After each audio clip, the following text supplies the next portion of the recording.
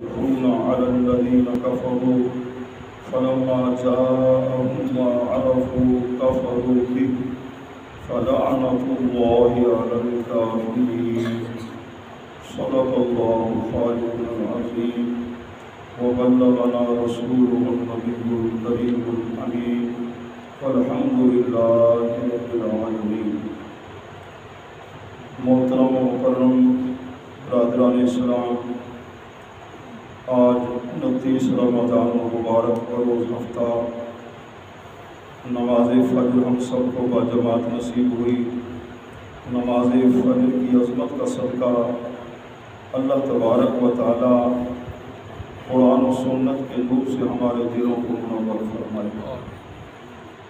جیسا کہ اعتکاف کے دنوں میں درس قرآن، درس حدیث، درس مسائل فقہ، 3 نمازوں کے ساتھ یہ 3 ہمارے دروس جامع مسجد رشیدیہ میں جاری ہیں۔ اللہ تعالیٰ اپنی خوشنودی اور اپنے رضا کے لیے قبول منظور فرمائے۔ آج کی درس قرآن کا عنوان ہے اللہ کے نبی اور ولی، اللہ کے محبوب بندے نفوس قدسیہ جو ہیں ان کو مشکل کے وقت وسیلہ بنانا، یہ عین قرآن و سنت کے مطابق ہے۔ اس عنوان پر آج درس قرآن آپ سماعت فرمائیں گے۔ اللہ تبارک و تعالیٰ کلمت الحق عرض کرنے کی مجھے توفیق نصیب فرمائے۔ قرآن حکیم کے پارہ نمبر 1 سورۃ البقرہ آیت نمبر 99 میں نے تلاوت کی ہے۔ یہ ہمارے اسلاف کا متفق علیہ مسئلہ ہے کہ جس طرح اعمال صالحہ کے ساتھ توسل بالاعمال صالحہ، مشکل کے وقت اپنے اعمال صالحہ کو وسیلہ بنانا جائز ہے۔ جس طرح بخاری کی روایت ہے، حدیث غار، 3 شخص جب پھنس گئے تھے تو انہوں نے اس مشکل کے وقت اپنے اچھے عمل کو یاد کیا تھا تو مشکل حل ہو گئی۔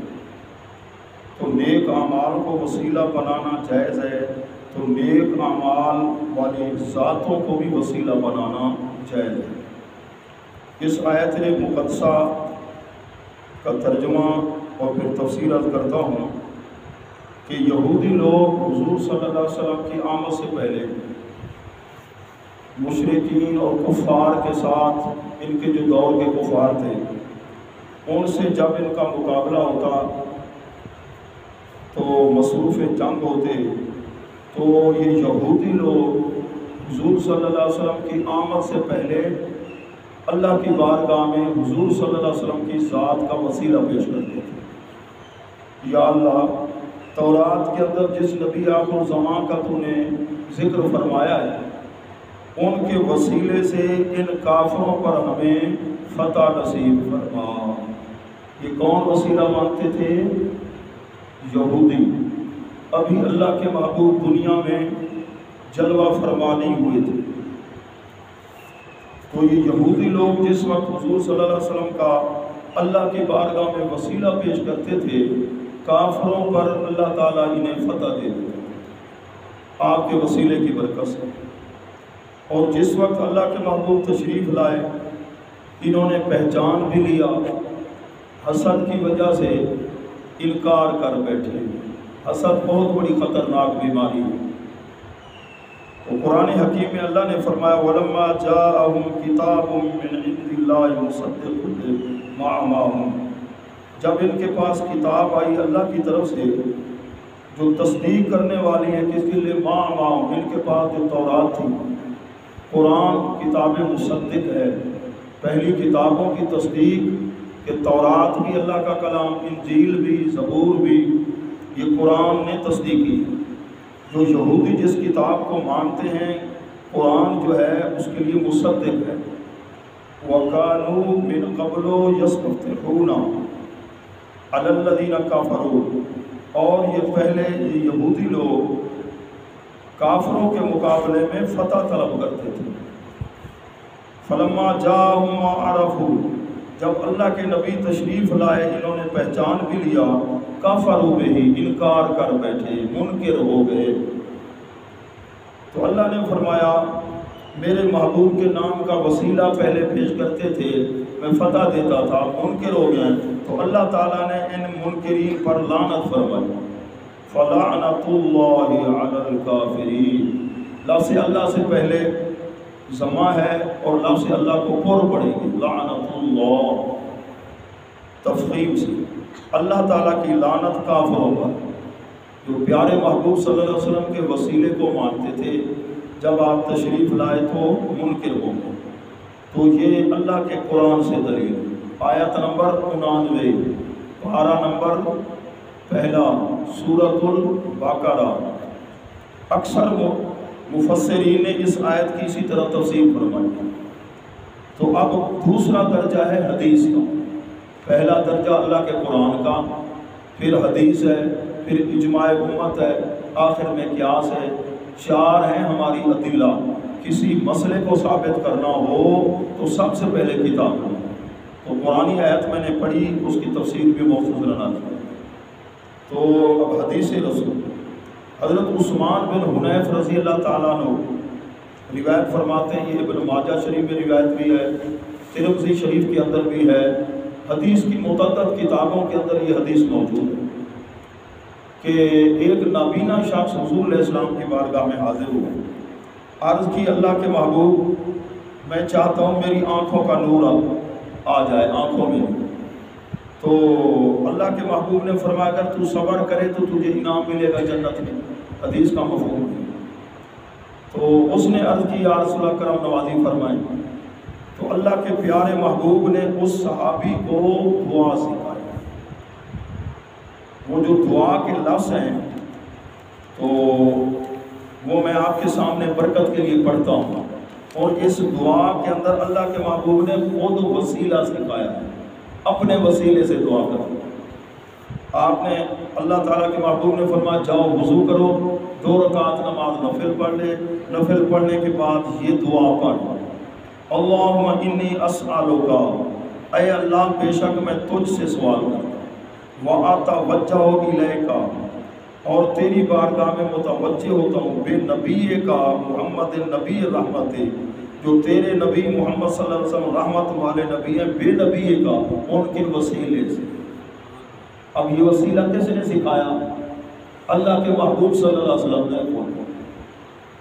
تو پیارے محبوب کے پیارے غلاموں، آگے حدیث کے لفظ ہیں یا محمد انی توجہت بک الی ربی، اے محمد صلی اللہ علیہ وسلم میں آپ کے وسیلے سے اپنے رب کی بارگاہ میں متوجہ ہوتا ہوں۔ یہ دوبارہ وسیلے کا ذکر آ گیا، فی حاجتی حاضی، اپنی اس مشکل میں، لتقضی لی، تاکہ یہ میری مشکل پوری کر دی جائے، حل کر دی جائے، اللہم فشفع فیہا، اے اللہ اس محبوب کی شفاعت میرے حق میں قبول کرنا۔ یہ پیارے محبوب صلی اللہ علیہ وسلم نے خود دعا سکھائی، کس کو؟ صحابی کو جو نابینے تھے، انہوں نے جا کر یہ دعا پڑھی، آنکھوں میں نور آ گیا۔ اور پھر محدثین فرماتے ہیں یہ دعا صرف ان کے لیے نہیں، اب جس مشکل کے لیے کوئی پڑھے گا نا، یہ حل مشکلات کے لیے تیر بہادر ہے۔ حضرت عثمان غنی رضی اللہ تعالیٰ کے دور کے اندر ایک شخص امیر المومنین کو ملنا چاہتے تھے، تو درمیان میں ایسے رکاوٹیں تھی، ملاقات نہ ہوئی۔ تو اس حدیث کے جو راوی ہیں عثمان بن حنیف، انہوں نے اس شخص کو یہی دعا سکھا دی۔ بھئی جب حضرت عثمان غنی رضی اللہ تعالیٰ کو ملنا چاہو، ان کے پاس جانا چاہو نا، یہ دعا پڑھ لینا، دعا پڑھ کے جانا۔ اس نے دعا پڑھ لی، پھر جب گیا ملنے کے لیے حضرت عثمان غنی رضی اللہ تعالیٰ کو، تو آپ انتظار فرمائے، قریب بٹھایا، سنا، اور مشکل مسئلہ جو تھا وہ بھی حل فرما دیا، اور فرمایا آئندہ بھی کوئی مشکل ہو تو میرے پاس آ جائے گا۔ یہ اللہ کے پیارے محبوب نے خود سکھائی۔ تو پیارے محبوب کے پیارے غلاموں، یہ 2 دلیلیں ہوگی۔ اب دلیل نمبر 3، حدیث یہ بخاری شریف کے اندر، کتاب اللہ کے بعد محدثین کے نزدیک بخاری شریف کا مقام، اور راوی ہیں حدیث کی حضرت انس رضی اللہ تعالیٰ جنہوں نے 10 سال حضور علیہ السلام کی غلامی کی ہے، وہ فرماتے ہیں حضرت عمر رضی اللہ تعالیٰ کو دور تھا، دور خلافت، کہاں سالی ہوگی، بارش نہیں ہو رہی تھی، تو حضرت عمر رضی اللہ تعالیٰ کی بارگاہ میں لوگوں نے عرض کی تو آپ نے حضور علیہ السلام کے چچا کو بلوایا اور ممبر پہ بٹھایا، ساتھ آپ بھی بیٹھ گئے، اور اس وقت آپ نے حضرت سیدنا عباس جو حضور علیہ السلام کے چچا جان ہیں ان کے وسیلے سے دعا مانگی۔ حدیث ہے کہ اللہ کی بارگاہ میں عرض کی مولا پہلے ہم تیرے محبوب صلی اللہ علیہ وسلم کے وسیلے سے دعا مانگتے تھے، تو بارش عطا فرماتا تھا، آج ان کے چچا حضور حضرت عباس رضی اللہ تعالیٰ کے وسیلے سے دعا مانگی، دعا کی اور بارش کا نزول شروع ہو گیا، خوب بارش برسی۔ یہ جناب دلیل کہاں ہے؟ بخاری شریف میں۔ جو منکر ہے وسیلے کے کیا وہ نہیں پڑھتے ہوں گے؟ پڑھتے بھی ہیں، پڑھاتے بھی ہیں، تو ڈنڈی مارتے ہیں۔ اس قسم کی جو روایات حدیثیں ہیں نا، تو کھول کر اپنے شاگردوں کو بھی نہیں سمجھاتے، ترجمہ کرتے ہو جلدی آگے دوڑ جاتے۔ اور ہمارے جو اساتذہ کرام ہیں جو اللہ کے محبوب بندوں کی عظمت والی روایات ہو تو بڑے شوق سے محبت سے سمجھاتے ہیں، یہ توحید کے مضمون کے منافی نہیں، یہ شرک نہیں۔ سب سے پہلا شخص جس نے وسیلے کا انکار کیا وہ تھا ابن تیمیہ۔ ابن تیمیہ اس نے انکار کیا تھا، اور اس کے انکار اس کو توحید کا ہیضہ ہو گیا، اس کو وہ شرک کہنے لگا۔ تو جس کا اثر آج تک جتنے نجدی ہیں ان پر وہی اثر ہے، وہی اثر ہے۔ تو پیارے محبوب کے پیارے غلاموں، حضرت عمر رضی اللہ تعالیٰ نے دعا مانگی۔ بدائے ثنائے کے اندر تو مالک العلماء نے یہ بھی لکھا کہ ممبر پہ بٹھایا، اجلسہ علی الممبر واقف بجنبی، خود ساتھ بیٹھ گئے، یدعو و یقول اللہم انا کنا نتوسل علیک بعم نبیک ودعا بدعاء طویل فما نزل عن الممبر، ابھی ممبر سے نیچے نہیں اترے تھے حتی سقو، بارش موسلا تھا۔ تو مشکاۃ شریف کے اندر بھی حدیث موجود ہے، جذب القلوب کے اندر بھی روایات موجود ہیں، خصائص کبریٰ کے اندر بھی موجود، حدیث کی متعدد کتب کے اندر۔ تو اللہ کے پیارے محبوب کے وصال با کمال کے بعد حضرت عباس رضی اللہ تعالیٰ کو وسیلہ بنایا گیا، اور ایک روایت ہے حضرت ام المومنین اما عائشہ رضی اللہ تعالیٰ عنہا کی بارگاہ میں عرض کی، دلیل نمبر 4 کہ اے ام المومنین بارش نہیں ہو رہی، بڑی پریشانی ہے۔ آپ نے فرمایا ایسا کرو، اللہ کے محبوب کا جہاں مزار پر انوار ہے نا، اس کی بالکل سیدھ میں اوپر چھت ہے نا، تھوڑا سا سراغ کر آسمان کو اور حضور علیہ السلام کے مزار پر انوار میں کوئی چیز حائل نہ ہو، پھر دیکھو بارش کیسے ہوتی۔ تھوڑا سا سراغ کرنے کی دیر تھی، بارش نہ۔ تو پیارے محبوب کے پیارے غلاموں، پتہ چلا یہ صحابہ کرام رضوان اللہ علیہ اجمعین ان کا یہ عقیدہ تھا۔ اب جو صحابہ کا عقیدہ وہ شرک ہو سکتا ہے؟ بتائیے، شرک عین توحید ہوگا، کیونکہ انہوں نے تو توحید سیکھی ہے صاحب قرآن سے۔ پیارے محبوب کے پیارے غلاموں، اور دلیل نمبر 5 کہ حدیث پاک ہے ملک شام کے اندر 40 ابدال ہوں گے جن کی وجہ سے بارشیں ہوا کریں گی اور دشمن پر لوگوں کو فتح حاصل ہوگی۔ ان شام والے ولیوں کی وسیلے سے، برکت سے لوگوں سے عذاب دور ہوں گے۔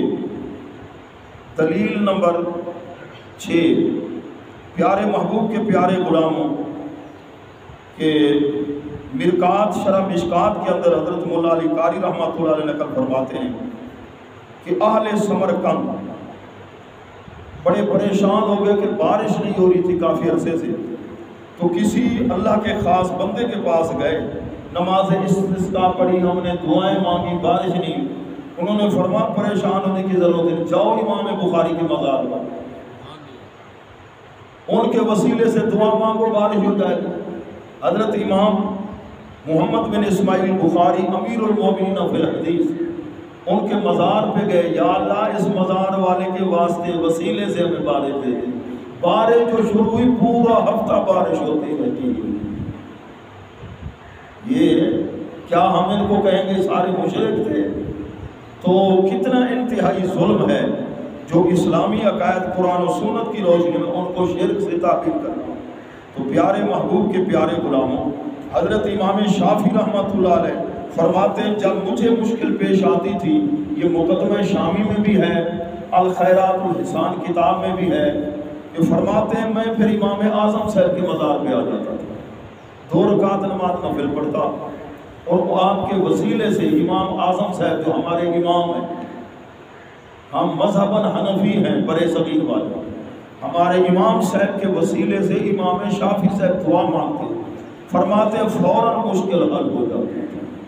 دلیل نمبر 7 سیدنا امام اعظم ابو حنیفہ رحمۃ اللہ علیہ کے بارے میں آتا ہے، فرماتے ہیں مجھے مشکل کئی بار پیش آئی تو میں سیدنا امام علی رضا رضی اللہ تعالیٰ کی بارگاہ میں ان کے مزار پہ حاضر ہوتا، وہاں نفل پڑھ کے ان کے وسیلے سے دعا مانگتا، فوراً مشکل حل ہو جاتی۔